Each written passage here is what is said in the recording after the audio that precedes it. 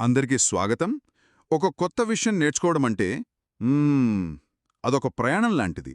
మొదట మనం ఆ ప్రయాణం ఒంటరిగా చెయ్యాలా, లేక ఒక గ్రూప్తో వెళ్ళాలా అని ఆలోచించాలి.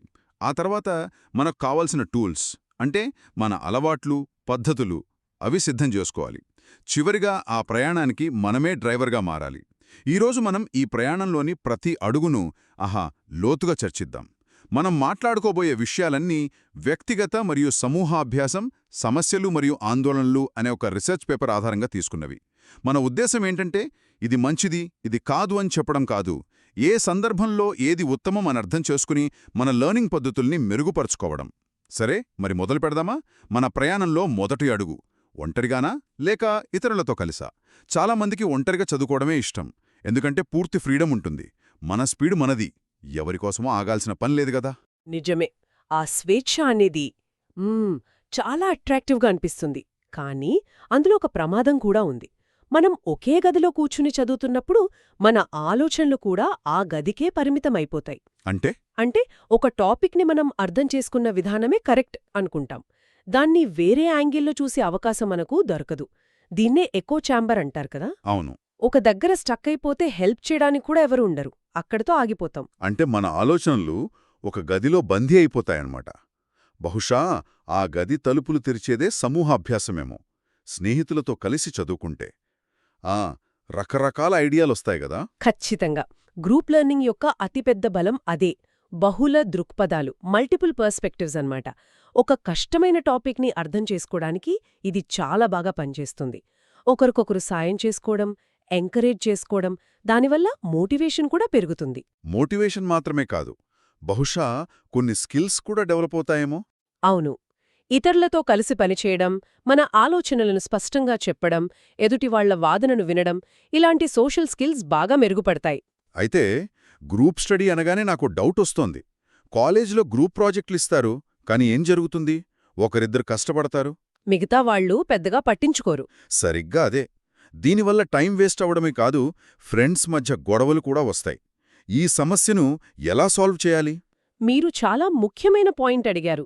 అందుకే మనం తీసుకున్న ఆధారం అన్‌స్ట్రక్చర్డ్ గ్రూప్ లెర్నింగ్కి, స్ట్రక్చర్డ్ గ్రూప్ లెర్నింగ్కి మధ్య తేడాను స్పష్టంగా చెబుతోంది. ఓ, అంటే అందులో కూడా రకాలున్నాయా? ఉన్నాయి. కేవలం నలుగురు కలిసి కూర్చోవడం గ్రూప్ లెర్నింగ్ కాదు. దాన్ని సమర్థవంతంగా మార్చడానికి కొన్ని పద్ధతులు, కొన్ని రూల్స్ అవసరం. అప్పుడే మీరు చెప్పిన సమస్యలు రాకుండా ఉంటాయి. ఆసక్తికరంగా ఉంది. అంటే గ్రూప్ వర్క్ను కూడా ఒక పద్ధతి ప్రకారం చేయాలన్నమాట. అలాంటి కొన్ని పద్ధతుల గురించి చెప్పండి. మన పత్రంలో పీర్ టీచింగ్ అనుంది, అదేంటి? పీర్ టీచింగ్ ఇది చాలా పవర్ఫుల్ టెక్నిక్. ఇందులో స్టూడెంట్స్ ఒకరికొకరు టీచర్లుగా మారిపోతారు. ఒకరికొకరు టీచర్లా? అవును. ఆలోచించండి. ఒక టాపిక్ని మీరు వేరొకరికి అర్థమయ్యేలా చెప్పాలంటే ముందు ఆ టాపిక్పై మీకు పూర్తి గ్రిప్ ఉండాలి కదా. అవును, లేకపోతే చెప్పలేం. ఆ ప్రయత్నంలో మీరు ఆ విషయాన్ని మరింత లోతుగా నేర్చుకుంటారు. అదే సమయంలో వినే స్టూడెంట్ కూడా తమ ఫ్రెండ్ని ధైర్యంగా డౌట్స్ అడగగలరు. ప్రొఫెసర్ని అడగాలంటే కొంచెం సంకోచిస్తారు. ఇది నిజం. ఒక విషయాన్ని ఇతరులకు చెప్పడానికి ప్రయత్నించినప్పుడే మనకందులో ఉన్న గ్యాప్స్ తెలుస్తాయి. మనకే ఎక్కడ సరిగ్గా అర్థం కాలేదో తెలిసిపోతుంది. సరే, జిగ్సా టెక్నిక్ అని ఇంకొకటుంది. పేరు చాలా వింతగా ఉంది. ఇది చాలా తెలివైన స్ట్రాటజీ. ఉదాహరణకు, ఒక పెద్ద టాపిక్ని 5 చిన్న భాగాలుగా విభజించారనుకుందాం. ఓకే. ఎక్స్పర్ట్ అవ్వాలి. ఆ తర్వాత వాళ్లు తిరిగి తమ గ్రూప్కి వచ్చి తాము నేర్చుకున్న భాగాన్ని మిగతా నలుగురికి బోధిస్తారు.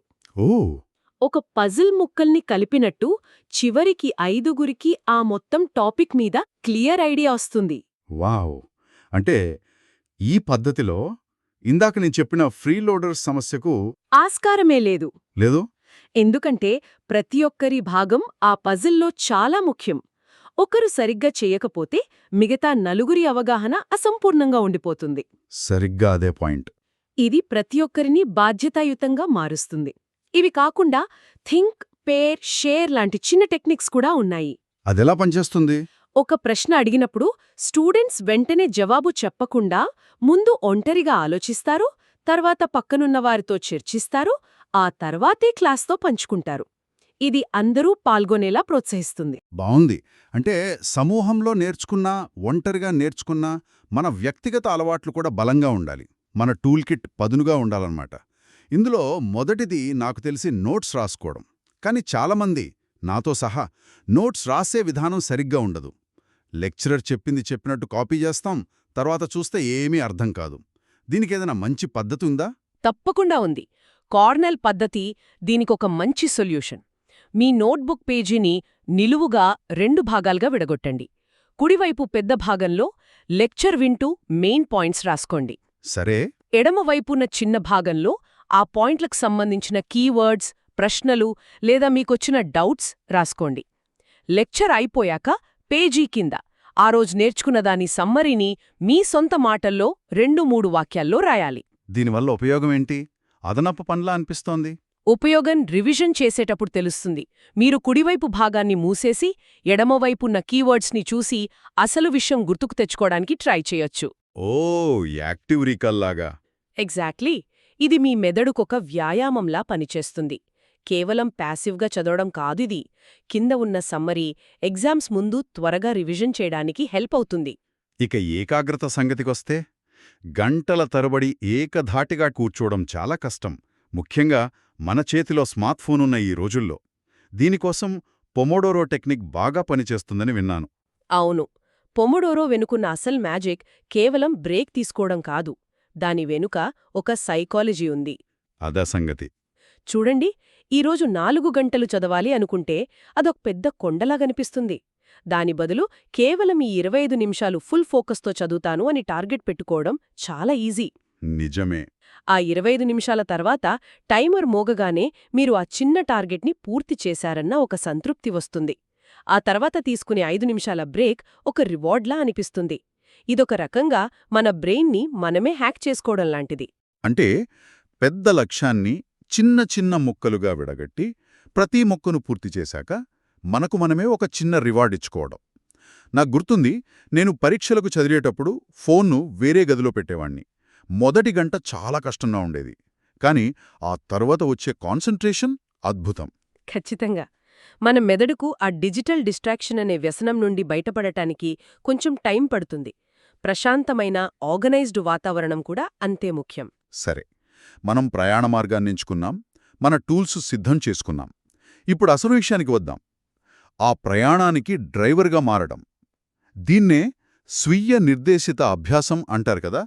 అంటే మన లెర్నింగ్కు మనమే బాధ్యత తీసుకోవడం. అవును.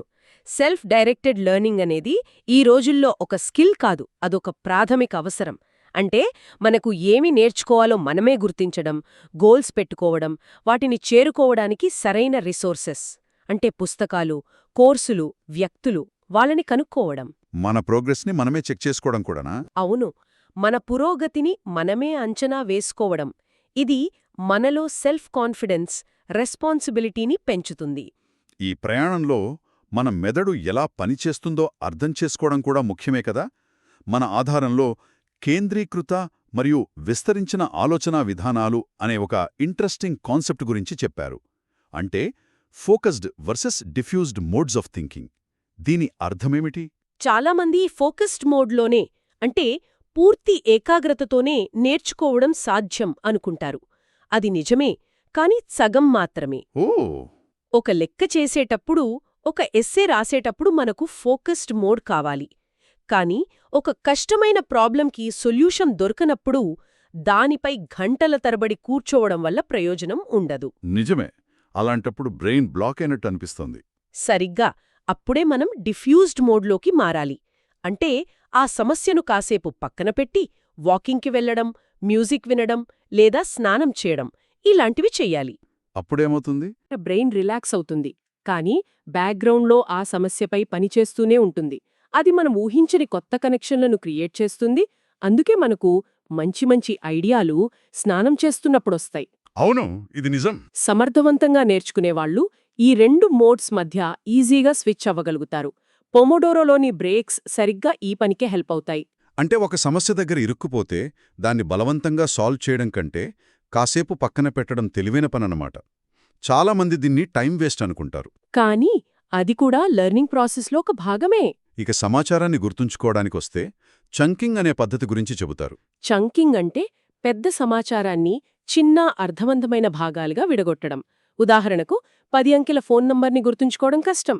కానీ దాన్ని 3, 4 అంకెల భాగాలుగా విడగొడితే ఈజీ. అవును. అలాగే ఒక పెద్ద చాప్టర్ని చిన్న చిన్న సబ్ టాపిక్స్గా విడగొట్టుకుని చదవడం వల్ల దాన్ని అర్థం చేసుకోవడం, గుర్తుంచుకోవడం సులభమవుతుంది.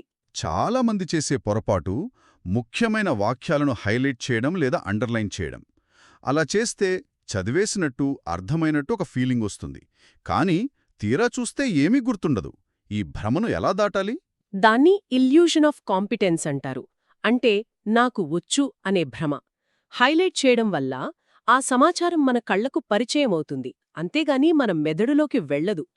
నిజంగా నేర్చుకోవడానికి, గుర్తుంచుకోవడానికి అత్యంత శక్తివంతమైన, సైంటిఫిక్గా ప్రూవ్ అయిన పద్ధతి ఒకటే ఉంది. అదే యాక్టివ్ రీకాల్, చురుకైన పునశ్చరణ. అంటే కేవలం మళ్ళీ చదవడం కాకుండా పుస్తకం మూసేసి మీరు చదివింది ఏమిటో గుర్తుకు తెచ్చుకోవడానికి ప్రయత్నించడం. ఇదే మన బ్రెయిన్కి అసలైన వర్కౌట్.